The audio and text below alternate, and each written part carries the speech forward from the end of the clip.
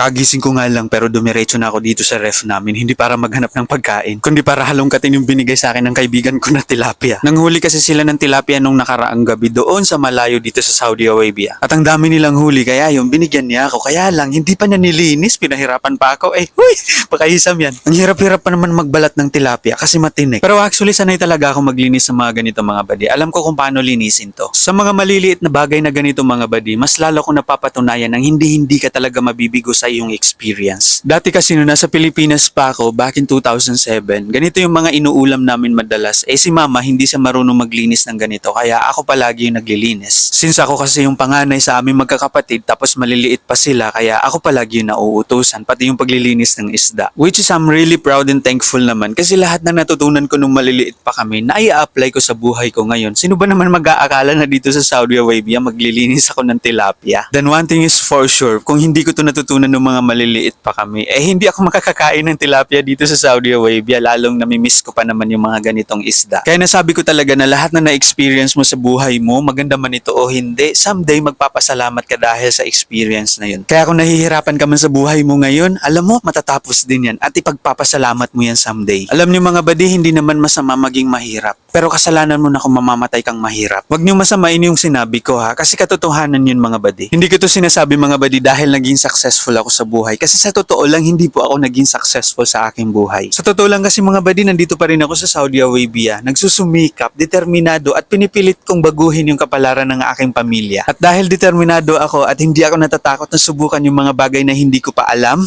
ko one of these days, magbubunga lahat ng pinaghihirapan ko. Ganito ako ka-positive when it comes sa life mga badi. Hindi ako basta-basta sumusuko. Hindi naman maiiwasan na manghina ka kung minsan, pero alam niyo ba kung ano yung nasa mindset ko mga badi? Kung kaya ng iba, kaya ko rin. At saka parang ang purol-purol na ng kutsilyo ko mga badi, na murder na yung tilapia May iba't iba tayong way ng paglilinis ng tilapia mga badi. Pero ito yung way namin sa paglilinis ng tilapia doon sa lugar namin. At para sa akin, ito yung pinaka-the best na way sa paglilinis ng tilapia mga badi. Sa ibang lugar nga, ginagamitan pa nila ito ng gunting para gupitin yung palikpik niya sa likod Pero doon sa lugar namin, hindi na namin tinatanggal yung palikpik na yan sa likuran. Which is it makes sense kasi parang mas maganda siyang tingnan. Tsaka hindi naman kakainin yan, itatapon rin naman yan Halos mga 3 kilo nga din tong binigay sa akin ng kaibigan ko na tilapia Katunayan nga niyan pinrito ko na yung 3 malalaki kagabi at hindi ako kumain ng rice. Tilapia lang yung kinain ko din sa hapunan kagabi. Then after ko mag-struggle sa aking kutsilyong mapurol, okay na, nairaos ko. I'm gonna keep them on food keeper nga pala kasi if frozen ko to, hindi ko naman to kayang ubusin ng isang beses lang. Sa totoo nga niyan, hanggang ngayon nasa frozen pa nga sila, hindi ko pa sila naluluto